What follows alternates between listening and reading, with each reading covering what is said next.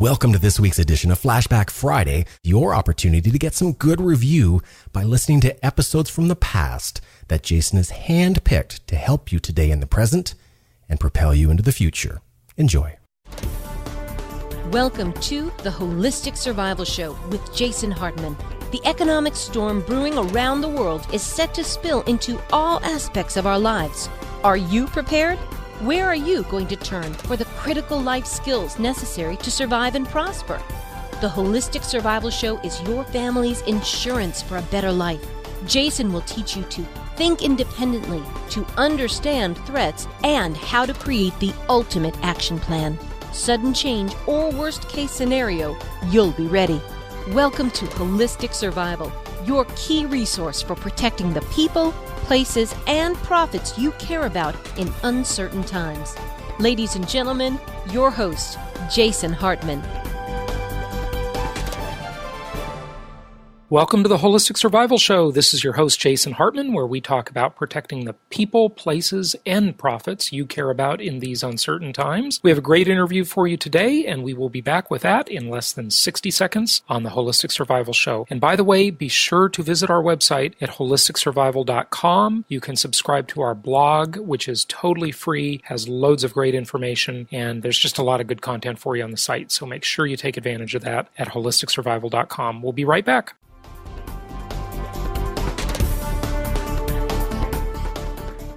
Hey, it's my pleasure to welcome Joe Wurzelbacher to the show. Now, you may not know that name, but you probably know this one, Joe the Plumber. You've heard of him, and he is a conservative activist. We've wanted to get him on the show for many years, and he is here today to talk to us about what he has been up to for the last 5 years since his very quick rise to fame. Joe, welcome. How are you? Hey, I'm doing great today, brother. Thanks for having me. Well, it's good to have you on the show. So, first of all, tell us, let's just talk for a moment and remind people about your meteoric rise to fame when you met now, unfortunately, President Obama, I'll say unfortunately, and you asked him a question, right? What exactly did you say to him, and how did he respond? Well, ultimately, about 2 weeks prior to me meeting with Barack Obama, my boss and I sat down and started discussing me taking over the business and eventually buying it from him, and I would be making payments for a very long time. The plumbing business, right? Plumbing business, okay. Correct. And Sunday, my son and I were watching the football game, the Bengals versus the Jets. The Jets started beating up on the Bengals pretty hard, so we went outside. We're Bengals fans, so we don't watch that. So we went outside and started tossing the football, and then a group of people essentially ran down the other side of the road, walking very fast. My son and his best friend ran down there, and a couple minutes later came back and said, "Hey, it's Barack Obama." And I thought to myself, well, that's kind of cool. You know, I live in a very strong union city, largely Democrats, but, you know, most of my neighbors in the area are good friends of mine. But that being said, you know, he started coming back towards us, you know, going door to door, just doing some campaigning and preparing for his third and final debate against John McCain. So they finally got to us. Secret Service asked us a couple different times to stop tossing the football. Finally, I acquiesced. And I'm sitting there, and he's sitting in my neighbor's driveway. And they're talking, and you know the crowd is just going wild about him. And I've always thought, man, if I could get a politician in front of me, I'm going to make him answer a damn question, because I always tap dance around the answers. And so that, you know, that whole thought about my boss conversation and the taxes he was talking about having to pay from the municipality taxes, the city taxes, state, federal, workman's comp, unemployment. I mean, everything that went into owning a business. Essentially, you know, your government doesn't wanting you to own a business because that shows some independence. So his whole idea about taxing people that made $250,000 a year and above really bothered me. I've been instructed and encouraged to succeed. If you work hard in America, you'll succeed. This guy said, if you work hard in America, we're going to penalize you more. And so I went up there and asked him, and I told him initially, hey, I'm trying to buy a business. It makes this much, and you think it's a good idea to tax me more, isn't it? And he, you know, came back with a very long-winded answer and ultimately discovered that he was losing his audience. And so that's when he decided, you know, he made that great statement that's followed him around now for the last couple of years, is I think it's good when you spread the wealth around. That sounds like such an innocent idea, but we know from history how scary that becomes, don't we? Well, without a doubt. I mean, that's one thing that drives me nuts is people don't learn from history. It's all written down for us. This kind of behavior and these kind of theories have been out there for years, and they have not worked. And I think it's very arrogant to sit there and think that you're going to make that theory work. Realistically, it never works and will never work because it doesn't encourage individual success. It encourages poverty and disruption and despair. And that it encourages all sorts of impression to enforce it. And, the unfortunate thing, Joe, is most Americans just don't even know history. They have no interest in it. They're just, it's pretty scary, isn't it? Well, it is. It comes back to our education system. Or lack of education has not been a good thing for American people or for our young children. Unfortunately, the parents out there don't invest a lot of time in their children when it comes to history. I was lucky. My dad's a history buff, and even after my homework was done, my dad would assign more homework to us.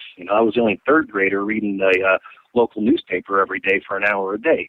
He really impressed upon me the importance of knowing what was going on in the world. Yeah, very, very good points. Well, so how did you get your name? I mean, did the media just dub you Joe the Plumber after that? Or what, how did that come about specifically? The first time I saw it, it was either on CNN or Fox News, and a little ticker that goes across the bottom, Joe, a plumber in Ohio, and then one of the media sources ended up shortening it and just said Joe the Plumber. And so the media coined the phrase, and since then I've been forever known as Joe the Plumber. Yeah, good stuff.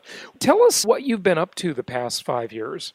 Well, since my meeting with Barack Obama, I got with a couple different organizations and would speak around the country on the importance of loving your country and being patriotic, learning your history, voting for the person as opposed to the party, which I'm very adamant for. I can't stand this whole Republican-Democrat deal. George Washington talked about party politics killing this country. And, just look around. The Republicans, Democrats are constantly at each other's throats. But anymore, it's almost like, big-time wrestling. They yell at each other on TV, but I bet they're all friends in the background thinking, man, we're really screwing the American people and slapping each other on the back. And so I just would speak at different events, encourage people to really look at right and wrong and stop redefining it as it gets in the way, stop rationalizing their behavior, and get involved, because quite frankly, if we don't change what's going on, our children and grandchildren aren't going to have the same opportunities that you and I have had growing up. And so that's been a big part of what I've done. And then recently I've started a website about 6 months ago, and we're getting anywhere from 450,000 hits a month.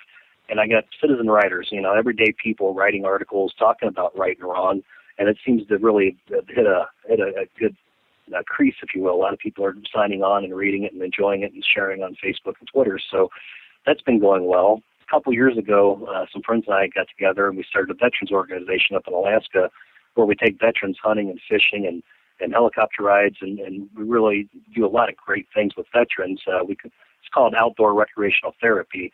And we make sure afterwards that they're getting the benefits that, were promised to them by the government. We try to help them get jobs. It's called Alaska's Healing Hearts, and we work real hard on that. Yeah, great. Good stuff. You've got some really interesting articles on your website, and one of them, that I thought was kind of interesting when you look at the culture war perspective, is this that, and I got to say, this doesn't totally surprise me, but I never really thought about it before, and it's about these female teachers.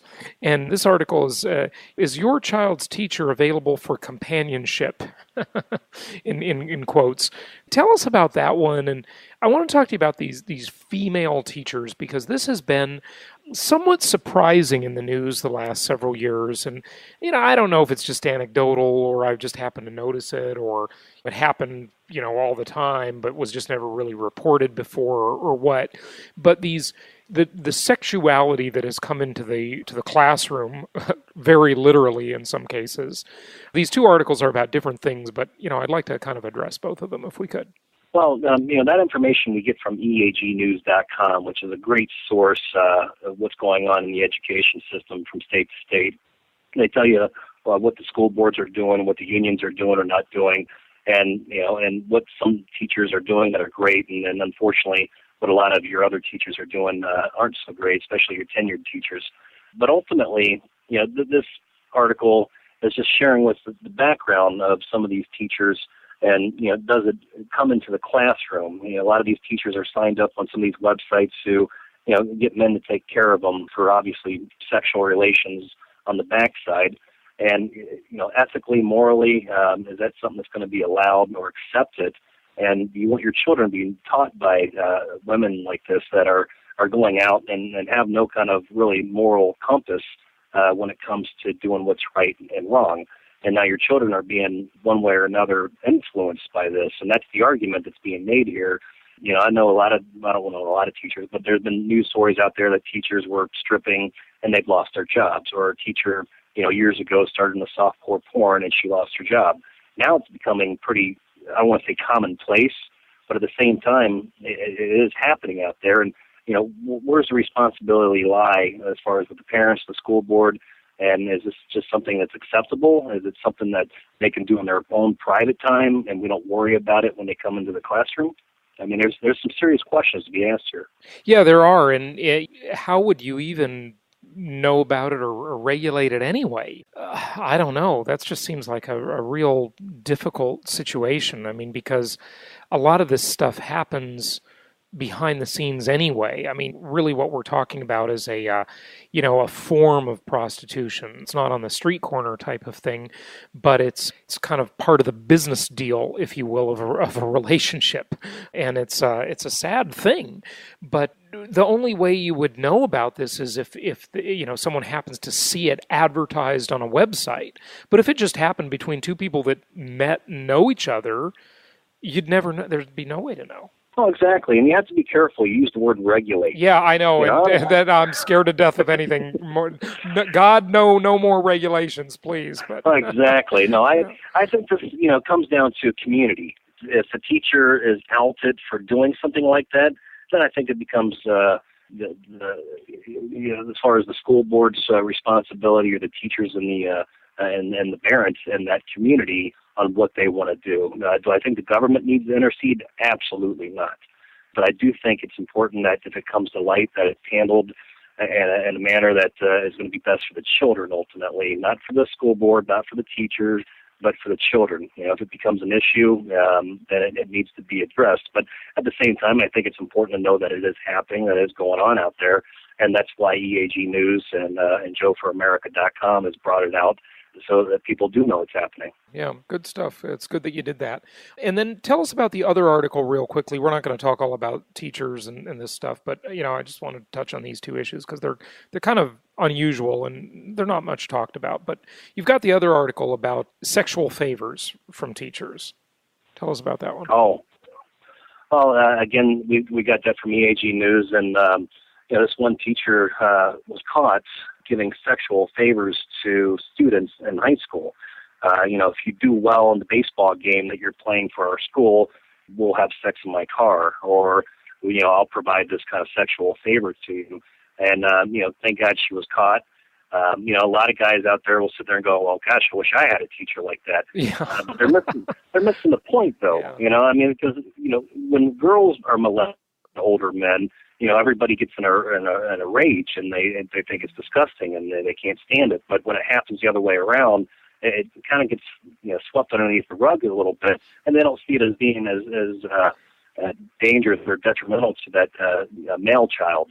And the problem here is it's inappropriate behavior, well, one, by an adult, because a lot of these teenage kids, regardless of the puberty and their hormones going through the roof, and forgive me for being so blunt, but finding a knot in any tree, it hurts them, and they don't realize that. And for these female teachers to be predators and take advantage of their hormones and their confusion at that time is wrong, and they need to be punished to the strictest and fullest account that the law provides right now. Yeah. I mean, it really is a huge double standard, isn't it? The way the law treats female versus males in this case.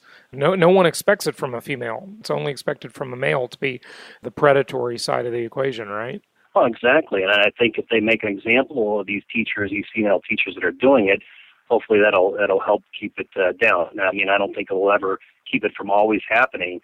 But at the same time, a lot of reason people don't become criminals because prison scares the hell out of them.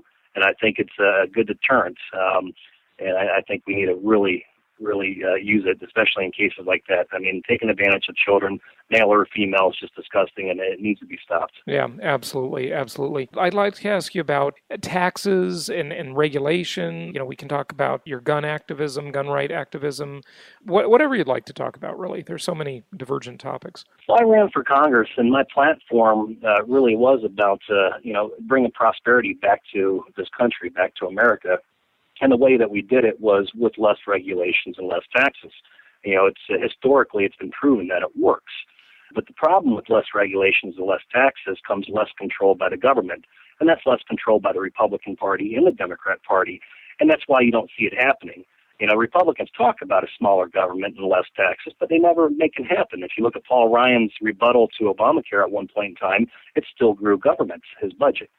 You know, we got to back off. I mean, you and I and regular folks around the world understand that if you have $5 and something costs $10, you just don't buy it.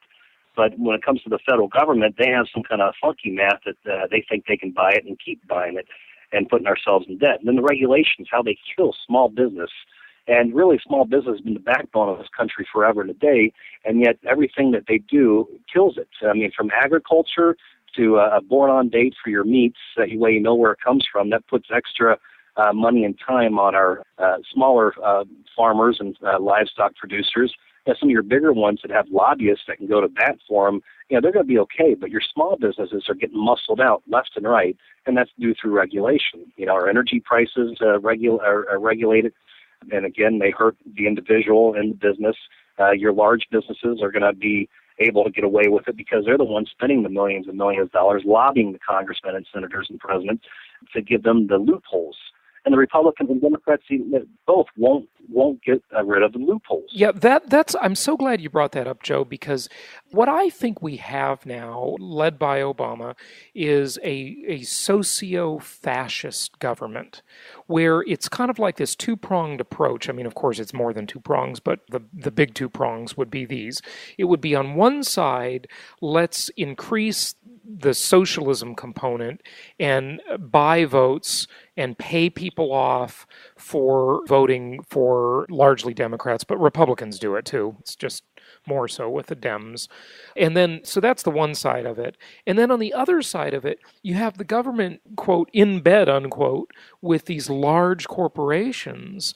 And that would be the fascist side of it, where these big corporations have just bought off the government, whether it be Wall Street, the pharmaceutical industry, pick an industry, the food industry. I mean, it's just such complete hypocrisy that the little guy or the small business person has any chance anymore. And this thought that Obama is actually for the little guy blows my mind. I mean, there's nothing he does that is for the little guy, whether it be socialism or fascism, because both of them hurt the little guy. Oh, absolutely. Well, if you think about it, now I just did an article on Oprah Winfrey and Jay-Z. Both of them are multi-million-dollar people. You know, they've made a ton of money. They have different businesses, and they've made it to the very top. They have made it, and yet they promote Barack Obama's economy, what he wants to do, what he wants to achieve, which has been proven to hurt the American people, especially people in their own race. I mean, 48% unemployment in young blacks. And yet Oprah and Jay-Z are sitting there backing Obama, and it's you know, and it's right in front of us, happening right in front of us, that it just hurts us over and over again. And yet, you know, he'll still get the support. And the reason why that is because they know where their bread is buttered. They know where their bread is buttered, and that's the thing. They're in an insider deal, and it's funny how. It's kind of like you talked about the Republicans and the Democrats. They shout at each other and, you know, make a big display in the media. But in real life, they're all part of the same conspiracy, okay? They're all going out to the country club together and playing golf together and whatever.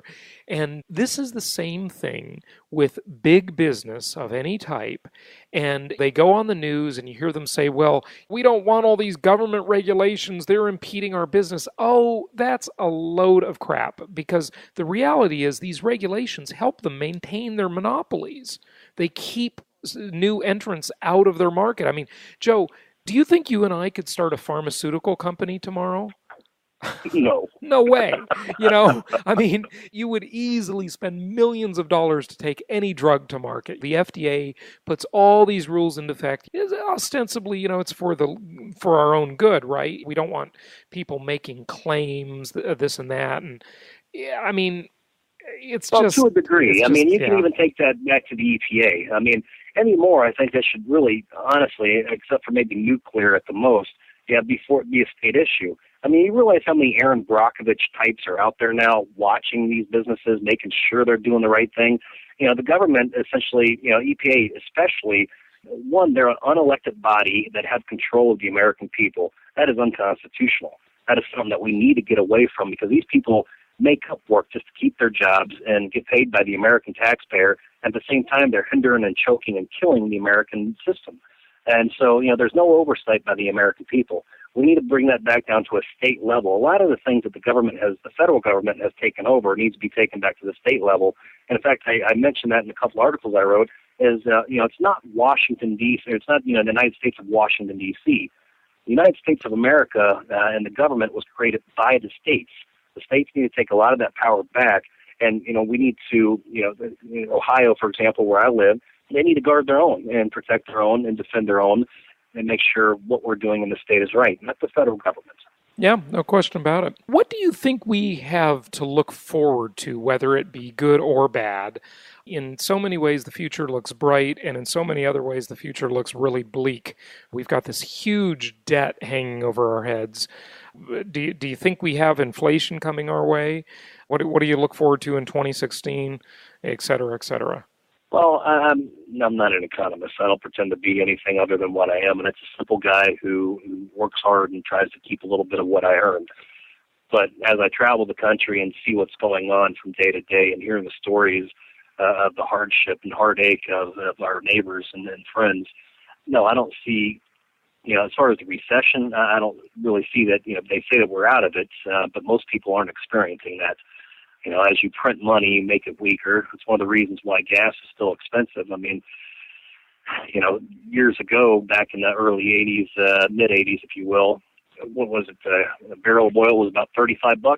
And anymore, that same barrel is still $35, but we got to spend $110 to get it because the dollar's gotten so much weaker. I don't see any change in what's going on in the economy other than, the rich getting richer, and that's a Republican-Democrat thing. That's not a middle class versus lower class or anything like that. That's really just the politicians feeding their buddies and keeping the rest of America down. The only way we're going to get control back over this is if the states rear up and take back control of what they need to do. It's not going to get changed through Congress, through Senate, but it will get changed through strong state governors and strong state representatives. That's how I see change taking place.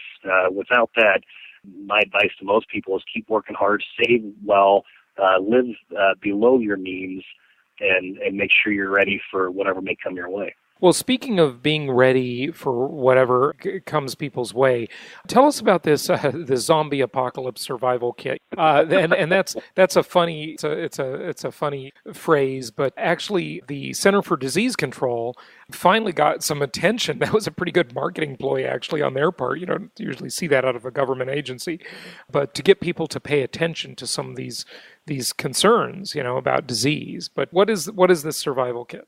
Well, the survival kit's an AR-15 that we're giving away on JoeForAmerica.com, and it's we also given 1,000 rounds of ammunition away, an evac kit, and a trauma kit. And ultimately, we're just having fun off the zombie deal. I mean, it's very popular right now in the last couple of years. And, I enjoy watching the show with my son as well. But, I want every American to be armed. One of the things that when I lived in Alaska years ago, you didn't have drive-by shootings because everybody was packing, and if you have a gun on you, about 99% of the time, you're probably going to be safe, unless you come across some dumb criminal. But ultimately, your law-abiding citizens need to be armed because that helps keep everybody safe. And that's what I encourage is gun ownership. Obviously, gun safety and the right way of caring for your gun. My son was raised shooting all his life, and he knows all the safety procedures, and it's something important. But I want all Americans owning a gun, so we did this giveaway to encourage that. And then being prepared for what may come your way, natural disasters or or unfortunately, man-made disasters where some court case doesn't go the way of popular opinion, and then society breaks down, they start roaming the street and breaking doors and windows. It's important to be prepared and be able to protect your family. I have 3 cops that write for me on my site, and they say, don't depend on the cops. Arm yourself, protect your family. We're just there to pick up the body. And so I want people to be armed, and then I also want them to be prepared. If they can't get water for 4 or 5 days, 6 days, they're going to have some kind of kit available to them, either a supply of water or a way of getting the water. And it's just important for people to understand how to rely on themselves as opposed to relying on the government or the community. And that's what it comes down to. Ultimately, you got to be able to rely on yourself, and that's what built this country, and that's what we promote, is self-reliance and the can-do attitude that built this country, and we need to bring it back.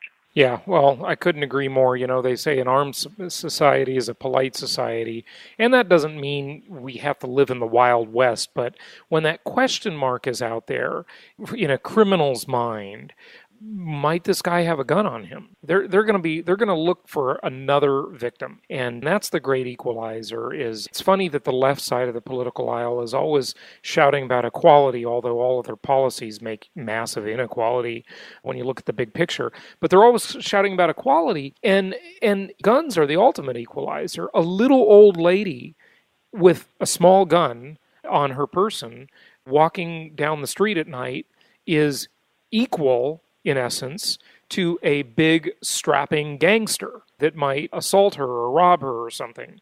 And you want equality? You want equal rights? There you go. Level the all day field. long. Hey, my mom was a waitress for many years at a couple different bars, and she carried a gun, and she had to pull it out a couple times. She didn't shoot anybody, but she had to pull it out a couple times just to let these big old boys know that, hey, I mean business. It's 2:00. I'm going home. And that was the end of the story. And I'm glad that my mom carried that gun. And guess what? And guess what? Those guys learned a lesson. I bet they didn't go around threatening other people after that. Well, exactly. So no, I just encourage all Americans to own guns. Obviously be safe about it, but it's a lot of fun. And it also brings children and parents together. My son and I go out and shoot all the time. We go hunting together. And, and I give that to my son's a straight A student. He's going to graduate the senior year early and go off into the military and in college. And, he's captain of the football team. He's done a lot of great things.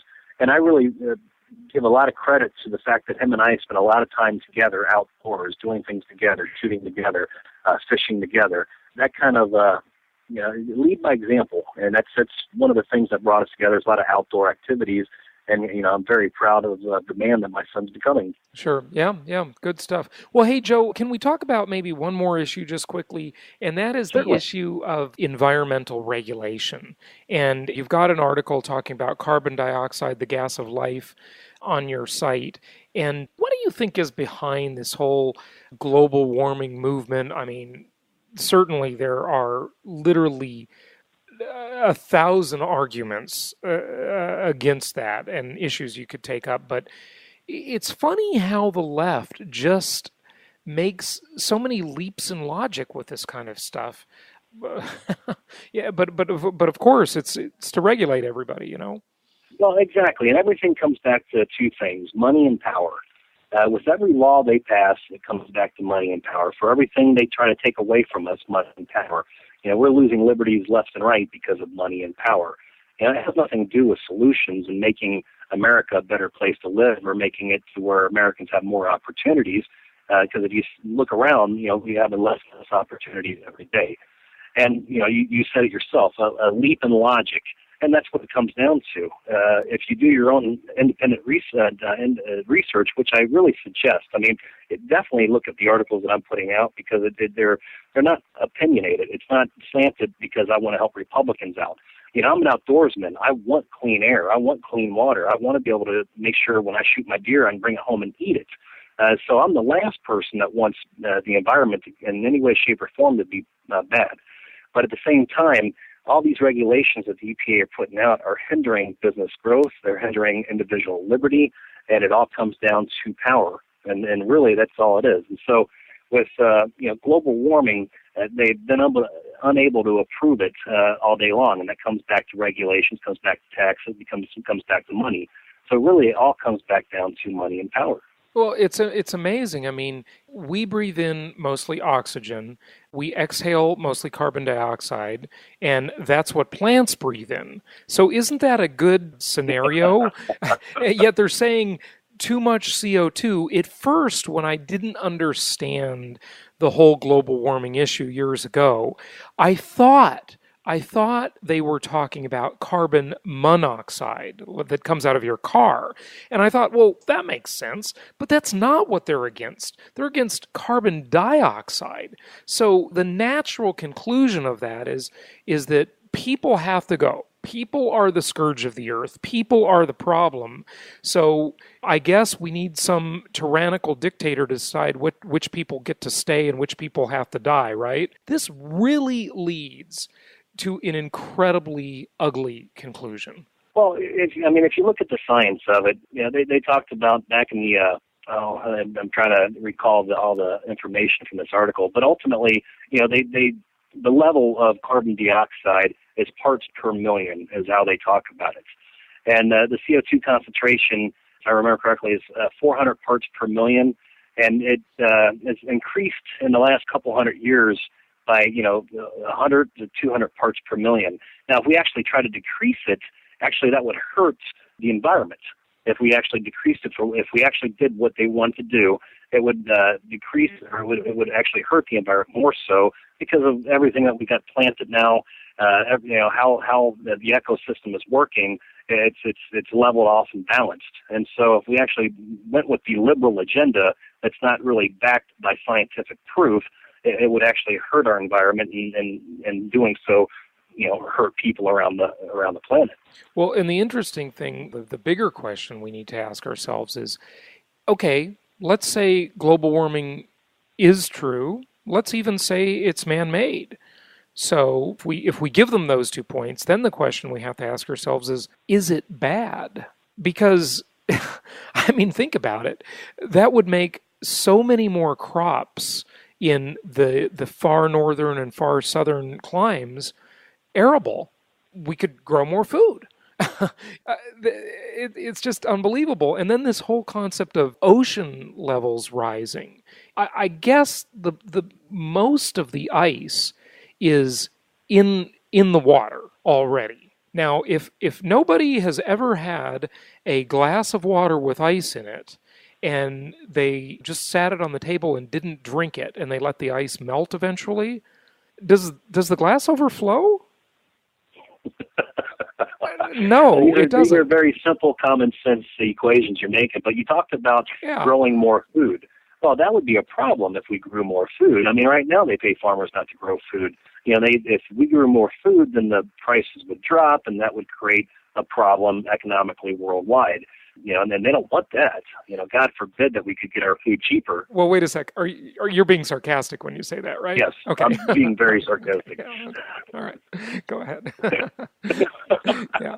But the ice melting does not cause the tide levels to rise unless the ice is currently on land and melts into the water. So that's the only way the tides would rise. But yeah, so we've got those two things covered. Yeah, so more people could be fed, and helping the environment, more food could be grown more locally, closer to the source of consumption. And so that would save on transportation cost. It would be very good for the environment ultimately. So exactly. You can see that. I mean, look at what the government is regulating now. We've got all these laws regulating everything. Now they've got control of the environmental politics, which means they can restrict the way you use water, the way you grow food, the way you manufacture, and a zillion other things related to environment. And more recently, unfortunately, they got control of the healthcare system, which means they can then say, well, you can't eat this, you have to eat that, or you don't deserve this treatment because it's just not economically worth it, so we're going to do a math equation on whether you should live or die. Or the doctors who are just running to leave the business. I mean, literally, I've talked with dozens of them that say that. We're going to replace them with lower quality doctors from third world countries. And like in England, I mean, people will just die waiting in line for treatment. It is really mind-boggling. Let me address two of the things you just said. When you're talking about EPA and overregulations, people, I can't stress it enough. Those are organizations that the American people have no oversight. We have no control. These people get to pass policies which essentially become law, which govern how you work, live, and live, or you work and live. That is unconstitutional. That is something that, essentially Congress offloaded their responsibilities. The reasons why we voted in, they've offloaded those responsibilities to the EPA. And again, the American people have no control over it, and we have to live by it. That's wrong. And secondly, Obamacare. Let me give you a little background on some of the taxes that are being exacted in order to help with Obamacare. This affects mostly your outdoorsmen. Is every new carbon arrow out there, once everything goes into place, each arrow is going to be taxed at an extra 48 cents an arrow. That's a lot of money when you start thinking about it. But and then your fishermen, your fishing rods, your lures, they're all going to have an extra 10% tax on top of that. So Obamacare affects everybody, and people just don't realize it because it's not out there in the news. It's hard to understand. It's hard to read. I went through the pages myself, and I thank God I had a Heritage Foundation with me to sit there and explain it to me. I was on the phone with them off and on for 3 weeks at least, trying to understand exactly what's going to happen when the Obamacare is implemented, and it's very confusing. But Obamacare hurts everybody. It's not going to help. It's not really going to help anybody. It's just going to hurt America more and more. Yeah, it's amazing. And you see all of these companies, of course, the big businesses getting waivers. Here we go with the cozy relationship between government and business and the fascism. So all of the crony capitalists are getting special deals, and it's just falling apart. I mean, companies all throughout the nation are not willing to hire full-time employees because they want to be exempt from the law. They're hiring contractors only. They're cutting hours, making everybody part-time, so they don't have to comply with all the massive regulations. Well, be careful what you ask for. That's what it comes down to. A lot of these businesses got behind Obama, thinking it was going to be now you have union members out there saying, well, hold on, this isn't how I thought it was going to work.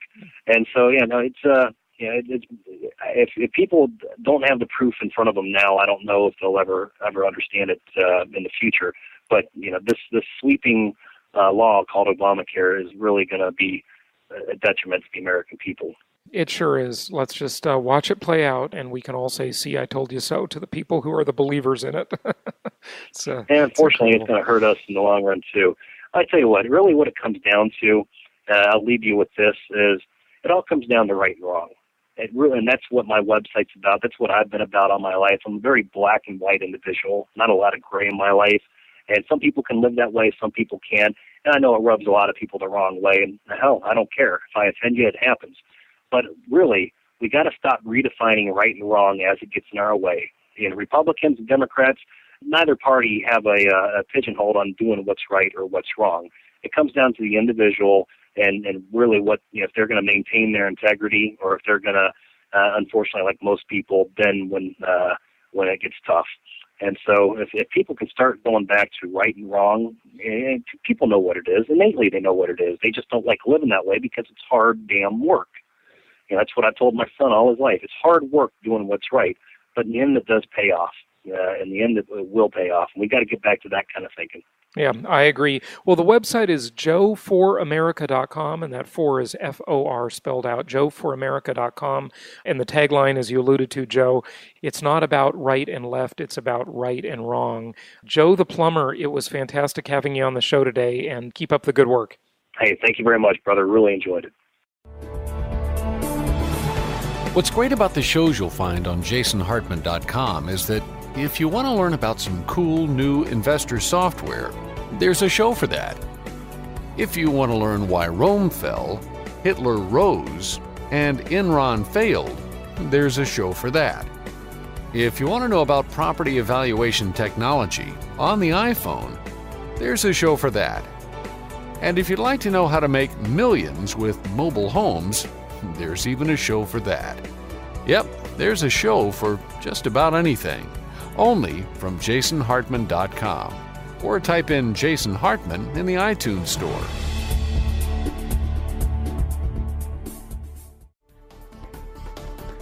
Thank you for joining us today for the Holistic Survival Show, protecting the people, places, and profits you care about in uncertain times. Be sure to listen to our Creating Wealth show, which focuses on exploiting the financial and wealth creation opportunities in today's economy. Learn more at www.jasonhartman.com or search Jason Hartman on iTunes. This show is produced by the Hartman Media Company, offering very general guidelines and information. Opinions of guests are their own, and none of the content should be considered individual advice. If you require personalized advice, please consult an appropriate professional. Information deemed reliable, but not guaranteed.